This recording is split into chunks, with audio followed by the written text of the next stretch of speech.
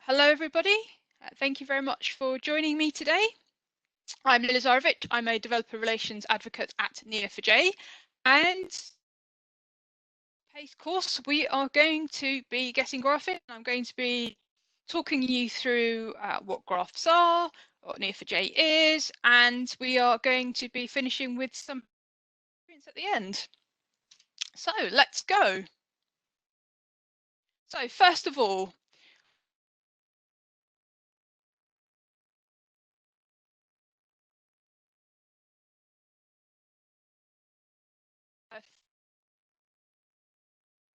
done itself maybe a bar graph or some kind of a scatter graph.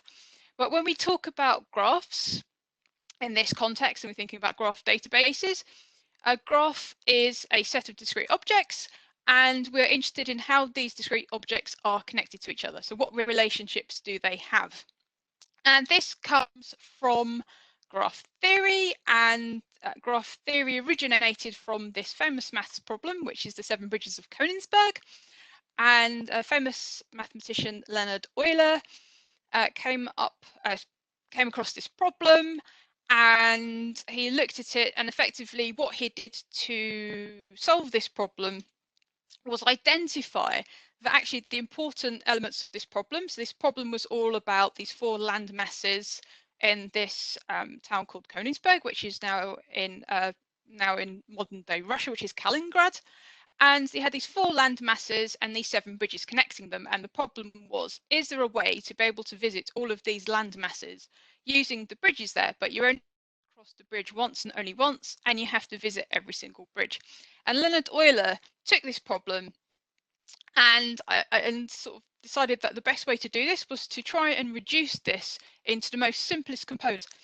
And effectively what he had from these simplest components was he took these land masses, and these are the discrete objects that we are talking about, and he used the bridges as a way to describe how these land masses were connected to each other, and thus the graph was born. So I'm not going into a huge amount of detail in this. There's a lot of content that you can go and find out more about this, but this is sort of the roots of graph theory.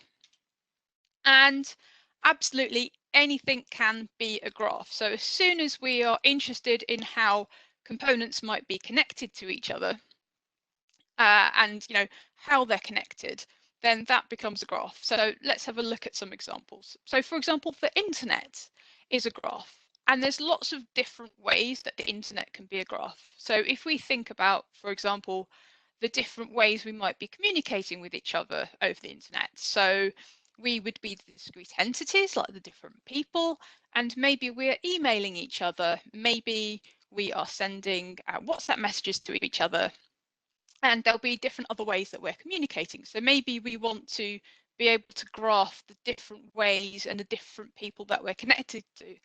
Or another way we may look at the internet being a graph. We may want to look at all of the various devices that help the internet to exist, to be. So maybe we're interested in all of the different routers that are involved, how they're connected to each other, the switches, firewalls, all the way down to the bare metal and wires that connect things up. So this is a great example of a graph. Another thing that can be a graph would be something like a water molecule. And if we think about the atoms that are involved, the elements that are involved in a water molecule, we've got 2 hydrogen atoms and we've got an oxygen atom. But the thing that makes those 2 hydrogen atoms and the oxygen atom a water molecule is not just the discrete entities there, but how they're connected to each other. And it's that specific way, that specific relationship that the hydrogen atoms have to the oxygen atoms is what gives us a water molecule. So these are 2 examples broadly of how something can be a graph. So why do we need graphs? Why are they important? And what I'm going to do is go through a high level example to just start getting the conversation going about how graphs are important. So let's think of and this is a silly example, but let's think of somebody who's sat in a cafe. So we've got a representation of reality here. So we've got somebody, they've purchased a coffee and they're now consuming it in store. And maybe the problem we're looking to solve is an understanding of how people interact with our establishment. So we've got our representation of reality. And if we started to sketch up, well, what might this look like? How would we describe diagrammatically what's going on in this scenario? And inevitably, in this specific one, we would start drawing maybe some pictures or some circles or something, and we'd start to describe how they're connected to each other. So in this example here, we're describing that this person here has a connection to this beverage, and specifically what is that connection like? So they're drinking in store. And if we think about how we'd go about storing this information in traditional data sources, so for example, if we were storing this in a relational database, by the time we've thought about the data model and we've refined it so that it is basically for the purpose of normalization, so this data is ready to land into our data source, we kind of remove this sort of concept of reality. We've now ended up in these discrete tables, and there's a good reason for that. We do that because we want to normalize our data. We want to reduce the amount of duplication that we have in our data, and there's a lot of good reasons around that. But in this example here, we're in a situation where it's not that representative, sort of just looking at it as to what's going on. And we've got a lot of, so we've got joins here. So we have to go and keep referring to a mapping table to be able to describe what's happening here. And another thing as well we might think about when we're trying to build a picture of what's going on, this picture of reality, is if we were looking at quite a large data sets, maybe the different entities that we're interested in are going to be stored in different places, which is not uncommon if we're thinking about a very large data system. And you sort of think about, well, how do we start to map these different elements together? How do we get to a place where we're able to build out a view of what's going on, what's the reality going on? And graphs are a great way of being able to approximate, to describe what we initially came with. And I'm going to quickly touch on here because this gives us a quick view of what's going on, and we'll look at a little bit more about anatomy of a graph shortly. But again, we've got this idea, we've got our two discrete entities here, and we've got something that describes the relationship between those two discrete entities. So a graph allows us to get a better approximation of reality. So let's have a look at some examples. And again, this is a very high level view, but let's talk about trainers. And we have this situation here where we've got this product in the middle. So here is a type of discrete entity. We've got product. And we've got three people, Jane, Alison, and Ian, and they've all bought the same product. And let's say there's something a bit more going on here. And in this conceptual example, we're going to start bringing in other data sources. So let's bring in some social media data sources and explore what's going on. So Jane has bought these trainers and she's obviously very satisfied with these trainers. So she posts a tweet saying, "I love my trainers." And it turns out that Alison follows Jane on Twitter, and she reads that tweet, and that's influenced Alison to go away and also buy a pair of trainers, the same trainers. And Alison, very happy with those trainers as well, posts an update on Facebook, very happy with the trainers. And it turns out that Ian is friends with Alison on Facebook. He reads that update. That influences him to buy the trainers. He then posts on Instagram and so forth.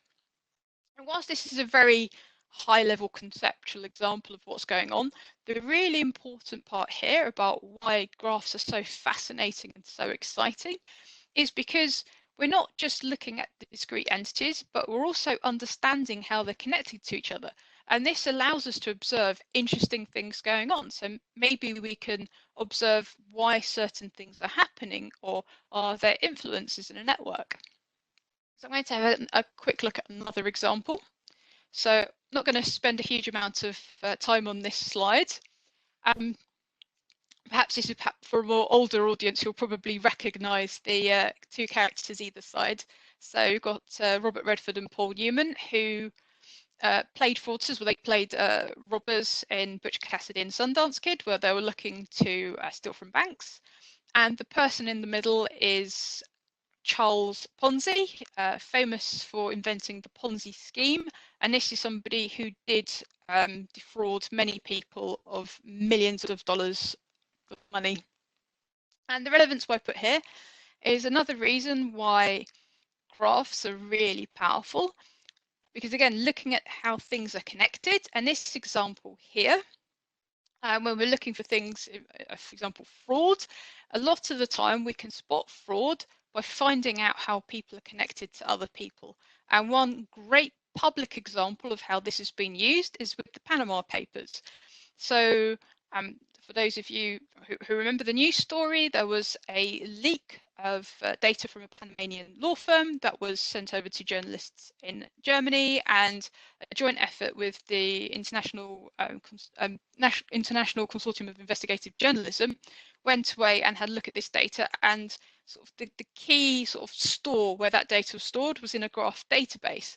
And effectively coming back to this very simple idea of exploring how entities are connected to each other, so how discrete entities are related to other entities, you can effectively start to follow this trail of what's connected. And by putting it in this representation, you can very quickly, in example of the Panama Papers, if you've got a start point here of an address and you've got an address in Panama, and then you want to follow how an entity, and an entity here in this example is an organization or a company, and an officer will be, like a director or have you. An intermediary is also another type of a person node.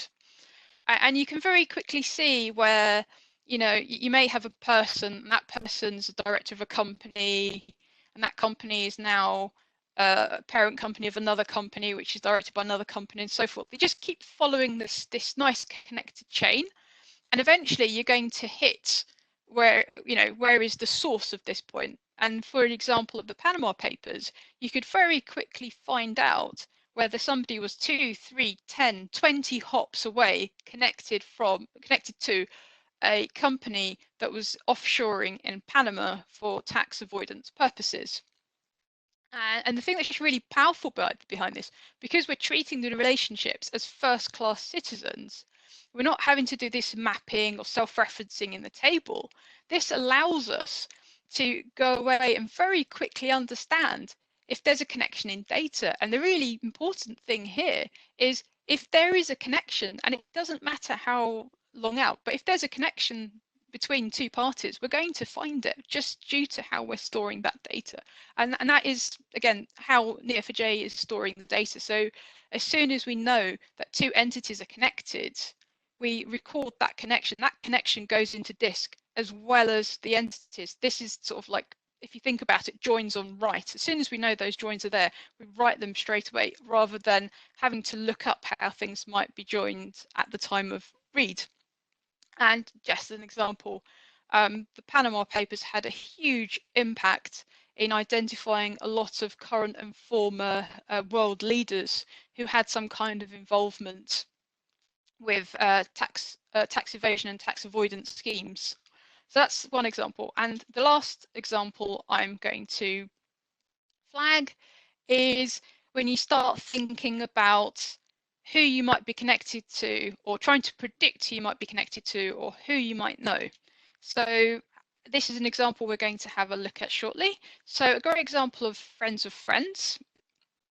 If you think, as an example, you've got two people, you've got me and you've got Bob, and I know Anne, Dan, Zane and Jane. Bob also knows Anne, Dan, Zane and Jane. And what we can start to do by looking at the structures of the graph, and we can say, well, hang on a minute, Bob and I both know the same groups of people. Can we infer that there's a link between me and Bob, and for whatever reason we've not captured that? So this is where you start to look at things like friends of friends. So when you start getting recommendations about people you might know, these are some of the processes that are going on. And this also applies, for example, of coactors, which is something that we're going to touch on when we do the examples in the sandbox later.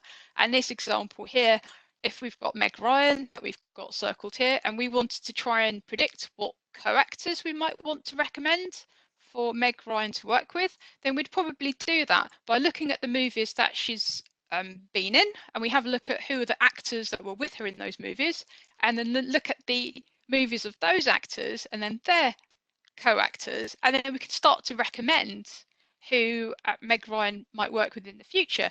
And this is a component of building a recommendations engine as well. So let's start having a look at the anatomy of a graph database, or a label property graph database. Just a time check. So what we've got is a node. So this is our discrete entity that we were talking about before, and this is the main data element from which graphs are constructed. And we're also going to have a relationship or an edge, and this describes how these entities are connected. And we can have a direction, and in Neo4j we always write a relationship direction. We don't have to query for the direction, but we always, when we create a relationship between two nodes, we provide a direction. And we can have some metadata on there as well. So we can describe what does that relationship do. So what is that relationship between the two entities?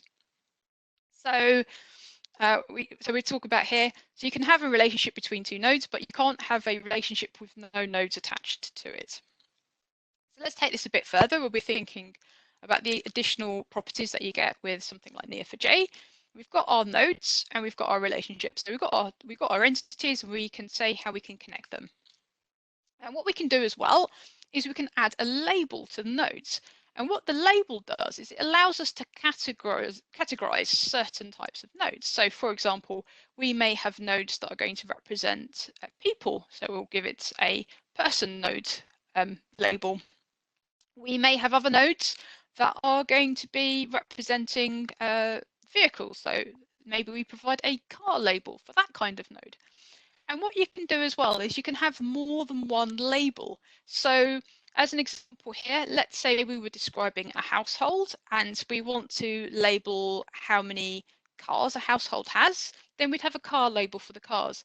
But maybe we also, say for insurance purposes, want to understand what assets a household has. Then what we could do is we could add another label to that node so we can describe all of the assets there as well, if we wanted to do a query around values and who owns what and patterns around that.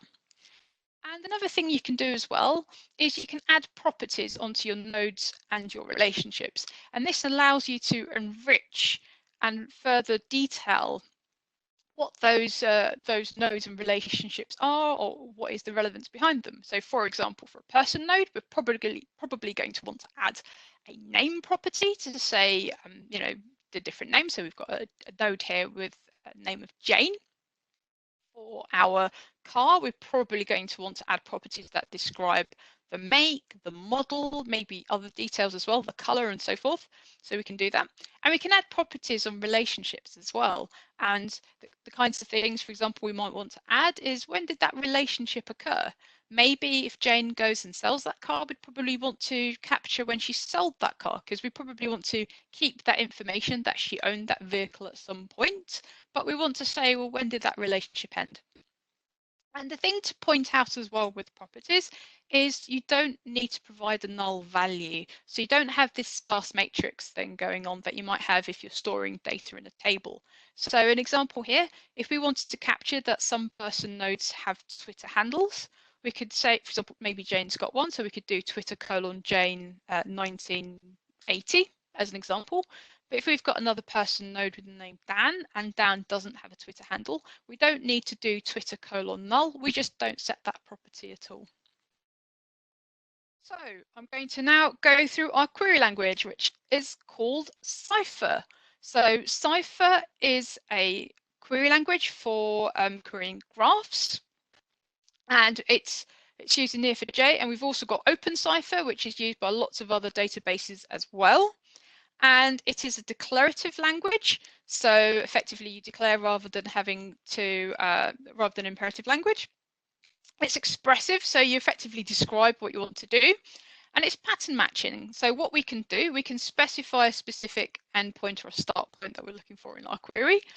But what we can do as well is we can specify a pattern. So what we can say is, well, actually, I'm not interested in finding out all of the assets that Jane owns. Maybe I want to put a query where I say, bring me back all of the person nodes that own assets where the asset isn't a car, as an example. So we can start to ask interesting patterns, which is really powerful when we start thinking about fraud detection, that sort of thing.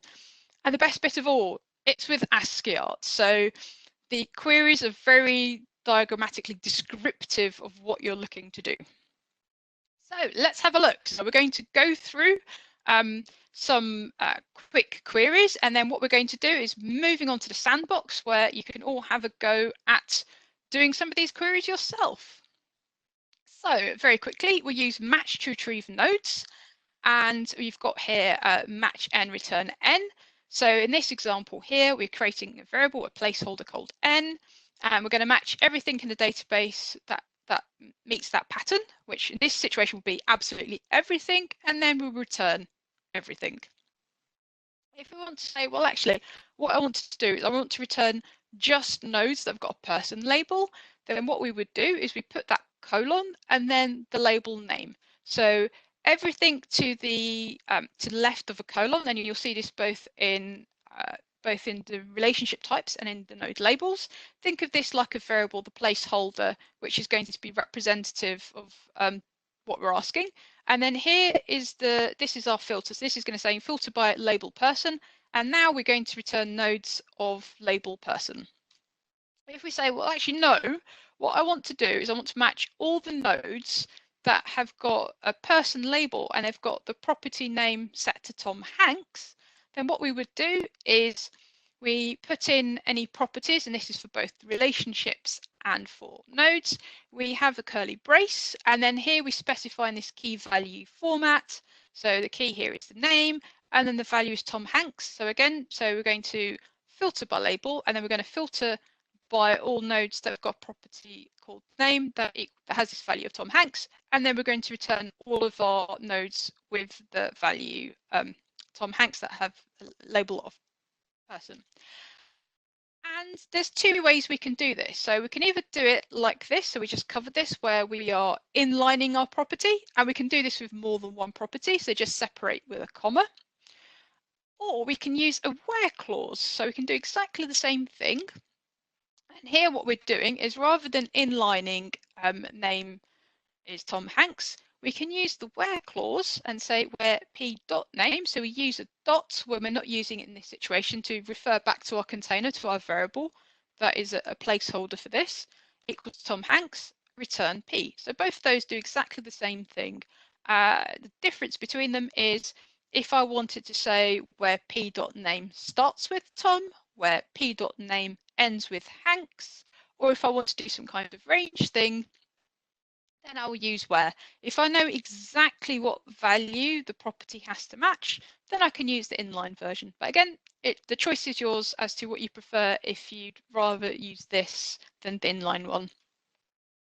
So yeah, we talked about range. So in this example here, if I wanted to match movies with match nodes with the label movie, and I wanted to bring back those that were released in certain years, I could do it like this, where I'm providing a range. So we're going to extend this. So at the moment, we were just focusing on bringing back nodes. So now let's think about bringing back nodes with specific relationship types. And just to quickly describe our data model going on here, you can see we've got Tom Hanks. So we've got a person node with the name Tom Hanks. And we can see he's got a directed relationship with the movie. He's got an acted in relationship with this movie. And if we look further with the same movie, there is another person, Kevin Bacon, who also has an acted with relationship with this movie. So if I wanted to find all of the movies that Tom Hanks acted in, this is what I would do. So we've got the same setup. So we're filtering by a person label. You don't have to. I would always suggest if you've got labels, use them because the query will be faster. So we're saying match node of p person with the name Tom Hanks. So bring me back all of the nodes that have got a person label with the name, property of name Tom Hanks. And then what we do, so you notice we represent nodes with the round brackets. We represent relationships as arrows, and if we want to retrieve a certain relationship type or properties associated with that relationship, then we do them in the square brackets. And in this situation, we want to bring back the movies that Tom Hanks acted in. So we just do our arrow, we say colon acted in, so this is our relationship type in a movie. And I'm going to return, so I've got my container here to represent movie, and I'm going to return movie.title. So if I want to return back the property rather than the node, then I do the dot title in this example here, because that title is the property on the movie node that contains the title. We do that, and that will let us know all the titles that Tom Hanks has acted in. If I wanted to know the movies that Tom Hanks has directed in, and I want to order it by the latest movie, then again, it got a similar syntax to what we had above, but we changed the relationship type to directed because we want to know about the films that he has directed. And then we can return the title, we can return the release date, and here we can, similar to how you might do with the SQL query, we're now saying order by released and descending because we want the newest film first. If I wanted to find out all of the co-actors that Tom Hanks has worked with, so you can see how we're extending the pattern here. So we've got an example here of, so again, person named Tom Hanks. I don't care whether he acted in that film, whether he directed in that film, whether he was a screenwriter for that film. I want everything back. So you notice I've just got the arrow and I've not specified the type because I want all of Tom Hanks's connection with the movies. And then you can see we're going back. So we've got our co-actor. So this is our variable, our container that we're going to hold the results in, person. But we want the co-actors. So this is why I've specified acted here, because I want the co-actors that have acted in the movie. And then I return the co-actor's name. And this is going to give an example of a pattern. If I wanted to, and this would bring back everything, but if I wanted to bring back all persons that had a relationship with movie co-actors, so if I wanted to find the co-actors of everybody, then I might drop that name property. So let's have a quick look at create. So this is when we create data. So it's got exactly the same setup as the match. The big difference here is we're using the create word. So in this example here, we're going to create a node with the label person, and it has the property name with the value of Tom Hanks. If I wanted to create a relationship between two existing nodes, so between a person node Tom Hanks and a movie node Apollo 13, I would match those two nodes. So I'd match Tom Hanks, I'd match Apollo 13, and then I can use create using the variables, so the placeholders, that is a representation of what comes back in our match, so P and M respectively, and then I create that relationship to connect the two of them together. And if I wanted to create the Tom Hanks node and the Apollo 13 node, and the fact that they're connected to each other with an acted in relationship, I could do this, and then this create will create the entire pattern into the database. So before we get started with the hands-on exercise, some things to be aware of. Cypher can be case sensitive. So your node labels, so those were the things for our categories for our nodes, are relationship types, so how we describe the nodes are connected, the property keys, so for example, name and title, the property values, so Tom Hanks, Apollo 13, and function and procedure, so we don't touch on that, don't worry about too much. All of these are case sensitive, so you must make sure they are the same.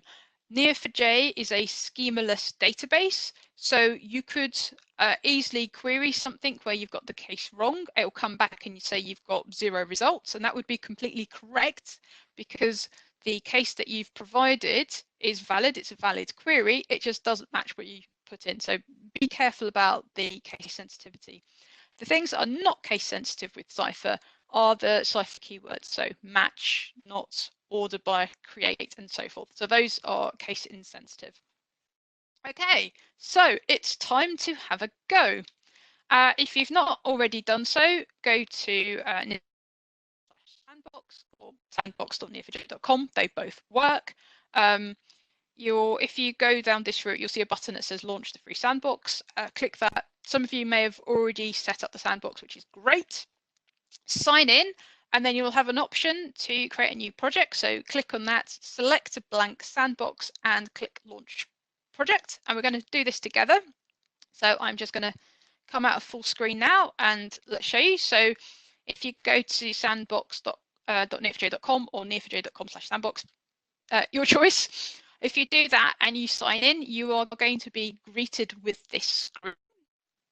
So what you want to do is click on new project. And then if you see, scroll down a bit, you see this one here, which is blank sandbox. So select the blank sandbox and press launch project. So whilst you're doing that, just a quick introduction to the sandbox. So the sandbox is something that we host in the cloud, and it's a great way if you want to have a play with Neo4j and you don't really want to download anything or install anything, then this is a really easy way for you to go away, spin up a database and have a play. And as you may have spotted there, we've got lots of different use cases. So we've got use cases for fraud, for working with our graph data science library, with our visualization tool. We've got crime investigation, that kind of thing. So it's a great way to go away, either work with the blank sandbox, which is what we're going to be doing now, or a way to work with some pre-canned data and just have a play with working with the queries and so forth. And the sandbox can last up to 10 days. And I'm just going to quickly show you a couple of things here. So you've got the little down arrow on the side. And what you can do is if you want to extend your sandbox to last longer, you can do that. And if you want to connect with your language of choice, so for example, you want to connect with JavaScript or with Java or so forth, we provide you with a little code snippet as well to get you going. So again, you can connect to the sandbox remotely from your using your chosen driver as well. So this is a good way to have a play and explore the graph database without having to install or download anything. So I'm hoping, just quick check. I was going to say, if you've got any questions, do fire them in. I should have said that at the start of the session. I'm keeping an eye on the chat windows, both on Slack and on the session one. So hopefully you're all set. So what you'll want to do is press the open with browser button. And what that's going to do is it's going to launch the Neo4j browser, and this is a tool that allows us to explore and write queries. So we've got a few minutes left, so I want to make sure that, oh no, we've got excellent, we've got 27 minutes, we're good. So this is a good opportunity now to have a play and work. So what happens when you start up a browser for the first time? You have a guide, and this will show you how to navigate around the Neo4j browser, which is a development aid. So it talks to you about the different areas. So this thing here is a guide, so that's what we're going to be using. It shows you how to navigate through a guide. You can find information about how to see what labels are in use in your database and types. So it's a really useful guide to step through. So what I would suggest you do at the end of this session, do take some time to follow through this, because this gives you sort of more information about how you navigate around Neo4j browser. So I'm just going to close this. So do have a look at that later. So for the purposes of this session now, what we're going to do, you'll see a box here which says jump into code. And this is here irrespective of which sandbox you launch. If you download Neo4j Desktop, which is a developer tool that you can run databases locally, that's free to use. What you can do is you'll always find this when you start up the Neo4j browser. And I find this is a really great way to get some code, get some data into your database and go away and start working with the technology. So what we can do is if we click on Write Code button, you'll see this thing pops up. So this I mentioned is called a browser guide. So these are HTML based, and it allows you to write instructions in a guide. So you'll see what happens here. So we're going to select the movie graph example. So you click on Create a Graph. And this is going to launch our browser guide that we're going to be stepping through, where we're going to build a very basic recommendations engine at the end. And what you can see is this browser guide gives you a set of instructions. You'll spot things in hashed boxes, and these hashed boxes are code. And rather than having to copy and paste or try and type out the code, what you can do is you can click on the code and it'll set it up, send it up to the window to execute. And you can see you can step back and forth through them. So I'm going to give you a couple of moments to get that set up. So again, you click on create graph and then select the movie graph. So you've got here, write code, create a graph for the movie graph, and then you'll see the guide set up here. And what I suggest you do as well for this session is you'll spot a little picture of the pin. So if you click on that, that's going to make sure that that frame stays at the top, which will be really useful as we step through the examples. So again, I'm going to give you a couple of moments to get set up for that, and then we will get cracking through the examples. And the thing to mention as well, for those of you who are not going through the session just now, you can do this anytime. So again, just go to Sandbox, spin up a blank sandbox.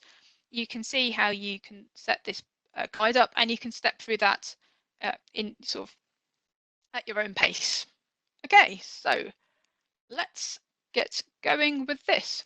So the movie graph is a mini data set. So we're going to load something like 176 people and movies. And it's a really great way to start exploring how would you go about loading data, how do you go about querying for nodes and connected nodes. And in the end, what happens in this guide is you can go away and build the famous Kevin Bacon number counter, as well as building a simple recommendations engine. So if we start stepping through this, the first page that you'll see, this is the snippet that's going to load some data into our graph. So I'm going to click on this and we're going to quickly talk through what's going on here. And what you will see, so what you can do to make this query window bigger, press escape. And then if you want to get out of it, press escape again. So I've pressed escape to make it a bit bigger. And what you can see here is we've got that create statement that we spoke about earlier. So you can see this example here. We're creating a node that's got the label movie. We've got a number of properties associated with this node. So we've got a title, a release date, and a tagline. And we're giving it that variable name of the matrix. And we do the same for a person node as well. So you can see we're creating a number of person nodes, and we've created a movie node. And then what we do next is we then say how they're being connected to each other. So we're then creating the relationships that connect between them. So let's have a quick look here. So we've got nodes that we've given a Keanu reference to, and it's got an acted in relationship with the movie node that has the matrix reference to it.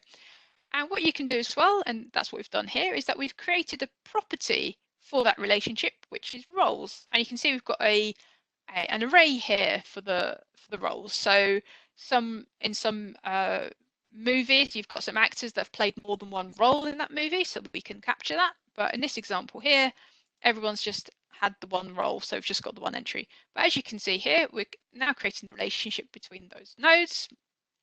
And that's done. So you can see that this goes on for a number of movies and persons. And then if we go to the very bottom, what we've got here is, let me just put a few spaces in there to make it a bit, whoops, didn't mean to run that. Let me bring it up whilst it's running. And then what you see at the very end is we've got this with Tom H as. So what a with does is with basically says, for the next part of this query, please bring with you this node because I want to do something with it. And you can do this with a relationship, you can do this with a pattern. So in this example here, we're saying, please bring with you the Tom Hanks node. So the one that we created, we created a person node with the name Tom Hanks and so forth, and we've given it an alias of Tom H. And what we're doing this as basically says, and can you create an alias for this? So we're now creating a new alias for this node, which is A. And then you can see we've got our match statement here. So we're saying match A, which we know is an alias to Tom H, which is the Tom Hanks node. So match the Tom Hanks that's acted in M, and we know this is going to be a movie because of the pattern of our data. And then from there, we want to find the directors that directed that movie. So we know it's a person node.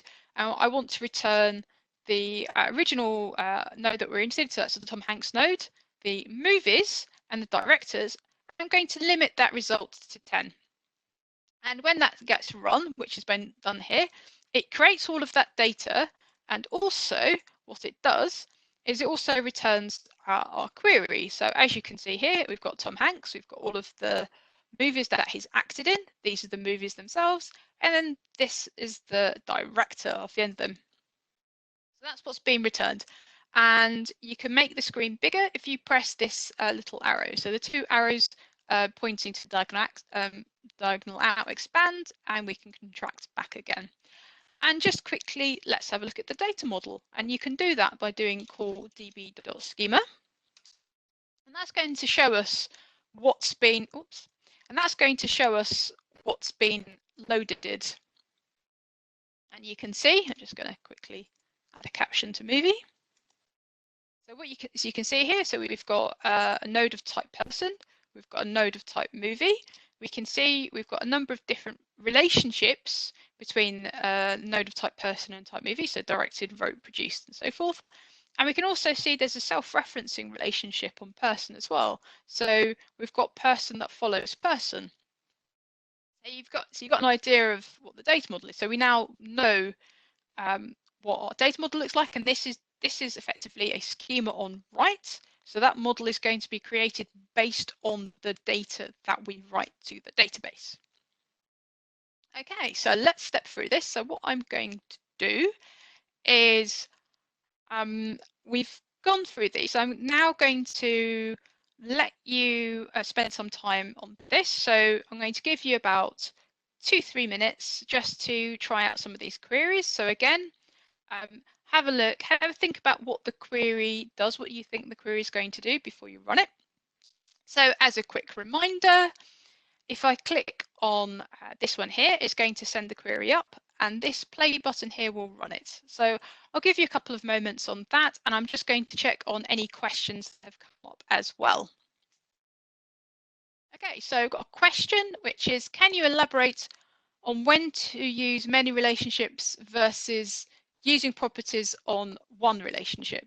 So that's very much going to depend on the types of questions that you are asking. So let me give you an example. Let's use the movie one as an example. So if the thing we only were ever concerned about was how a person was connected to the movie, for example, and we never wanted to filter on the type of relationship they had with the movie. So all we were interested in is a person's connection to a movie. Then that might be an example where we might say something like person connected to movie. And then in there, maybe we're going to capture the property of what is that person's connection to the movie. And maybe we'd have an array of different connections they have to the movie. So for example, Tom Hanks has directed and acted in a movie, same movie, as an example. So we might do that. But if we're really interested in the different relationships that person node has had with the movie, then it would make sense to pull those out. So for example, if we want to make recommendations for co-actors, or if somebody had been reviewing a film, maybe we can make recommendations for what other films they should also be reviewing, and so forth. Hopefully that makes sense. So we've got another question that's come in. How does the graphical representation handle large amounts of nodes and edges? Right, so I think the thing to bear in mind here is whilst we can see a graphical representation of the nodes and edges here when we write the queries, the Neo4j browser is only designed to bring back a sample of nodes and relationships for inspection. So whilst the database itself, we could probably have, you were going to have, well, certainly you can have billions of nodes and billions of relationships, and that's what the database is designed for. Actually visualizing it in this specific browser, you're going to have a limit as to how many you can show, but there are many libraries and visualization tools available for Neo4j that you may use. So either they're available out of the box that allows you to explore a larger number of nodes and relationships, or maybe a visualization library that you go off and build yourself on top of the database. So those are available. And if you want to find out more about that, I would really recommend if you go to our developer guides. So you can find those at neo4j.com/developer. You'll see a button there for developer guides. And then on the menu on the left-hand side, you will see there is an option for data tools and visualizations. So have a look at that page, and we've got lots of information on different options that you have there. Okay, so what I'm going to do is let's move on to the next slide, so we can have a look at that. So if there's any questions on this slide, you can bring them in. And then again, whilst you're having a look at these examples, I'll answer more questions. So we're slightly expanding the patterns here now. So what you can see is we're starting to introduce the relationship. So we're querying by what relationship certain nodes have. So again, I'm going to give you a few moments to have a look at that. So if you've got any specific questions related to this slide, let me know. And I'm also going to answer general questions coming in as well. Okay, so okay, no, so that was a repeat again about the visualization.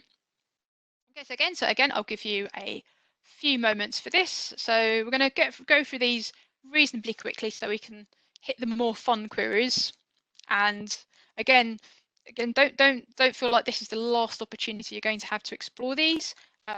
Please, come back at these. The sandboxes that you spin up will last for a minimum of 3 days. You can extend that if you need more time, and you can keep spinning up new sandboxes as well if that is required. So you will have an opportunity to go at these at your own pace, but this is a great time now if you've got any specific questions that you'd like me to help you with. Okay. So the next one, so we're now starting to move to more interesting ones where we're starting to look at these really graphy questions where we're sort of taking advantage of all those connections that we've been putting in. And you think about the famous Kevin Bacon number. So this was for those of you who've not come across it, this sort of Kevin Bacon was in so many films during a period where you had this idea of a Kevin Bacon number where you'd find out how many hops away an actor was from Kevin Bacon.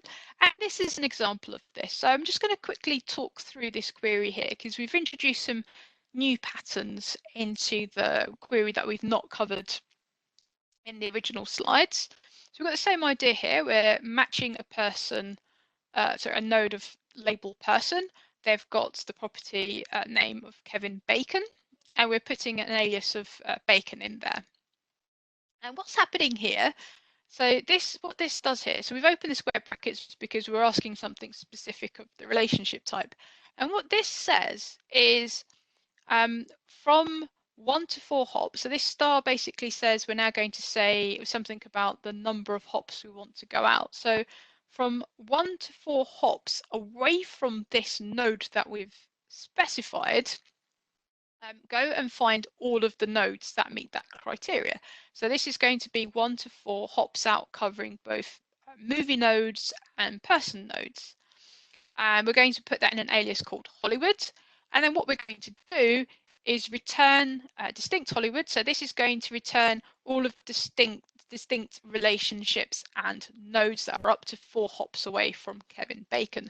The reason why we put distinct here is if you think about it, there could be numerous paths that connect the same actor to Kevin Bacon or the same film to Kevin Bacon. So by saying distinct, we're just saying, just bring us, just filter it down so that we've just got the distinct entities rather than the copies. So that's what's happening with that query. So do have a go with that query. Try changing some of the actor names as well. So let me show you a quick tip that you can do. So if you click on the picture here, database picture, you'll notice here we've got the node labels. So these are node labels currently on the database and the relationship types. So if you're thinking, oh, I want to pick another person, and how would I find out? So a quick trick you can do is if you click on any of these, it'll bring back 25 of those at random. And you can do the same, you've got property keys as well. So these are the property keys in use on the database. So if I click on person, I bring back a number of person nodes, and if I want to see that as a table, I can click on table here. And then like this, I can see all of the nodes that have come back, and I might decide, well, actually, I want to, maybe Hugo Weaving or Lily Wachowski, I'm going to use them, and I want to do the same sort of what is the 1 to 4 hops away from them. So it's good fun to be had there. And the other thing we can do as well is we can do shortest path. And we might want to know about shortest path because, you know, what is the shortest path? Two things. We can do a weight on that. We can put conditions on that shortest path. But this is a very simple shortest path here. And the example here is we want to find the shortest path between Kevin Bacon and Meg Ryan. So let me just quickly talk through what's going on here. So we've got our, so we're using this procedure shortest path. And what we're saying inside is, you know, again, same idea. So Bacon, person, Kevin Bacon. So we want our Kevin Bacon node. We want our Meg Ryan node. And then you can see here, we've got the relationship and we've got this star. And this basically says, go through the, you know, it's basically expand everything, every single possible path. Now, a word of warning. This is okay to use when we wrap it with shortest path. Don't remove shortest path and try to run this query. And let me tell you why.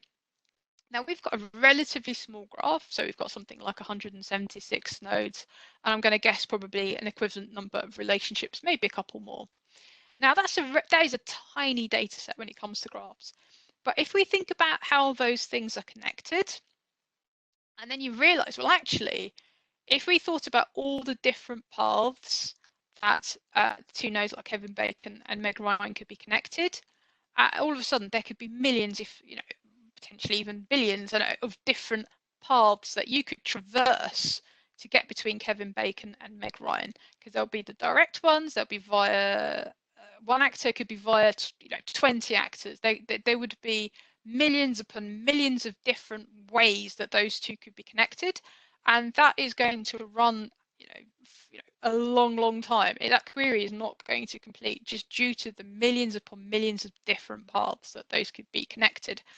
The reason why this works with the shortest path is because what the algorithm does, as soon as it finds a path between Kevin Bacon and Meg Ryan, anything that's longer than the path it has, it's never going to bother exploring. And as soon as it's got a shorter path, it's never going to bother exploring the slightly longer paths.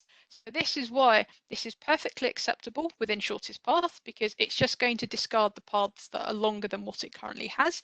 But if you run that without, it's just going to basically iterate across every single possible path between those two nodes. So don't do that. So that's just a word of warning around that. So again, I'll give you a couple of moments to have a go at that, and I shall check the questions again. So I've got a question. Is it possible to solve problems like the bridges of Königsberg using queries? I'm going to have to let on to a little secret. I've never actually tried doing the bridges of Königsberg. It must be a way, there must be a way of doing that. So there will be many implementations of the traveling salesman problem. So I've certainly done sort of cursory Google for it and see people have done solutions. I've not had a go by myself, so I would say have a look. I'm pretty certain people have done it. But interesting that you mentioned it. So something I did have a look at recently was my colleague was talking about the how many triangles. So you know the problem where you get sort of a triangle and a triangle within a triangle, and there's a load of lines, and you have to try and figure out the number of triangles that there are.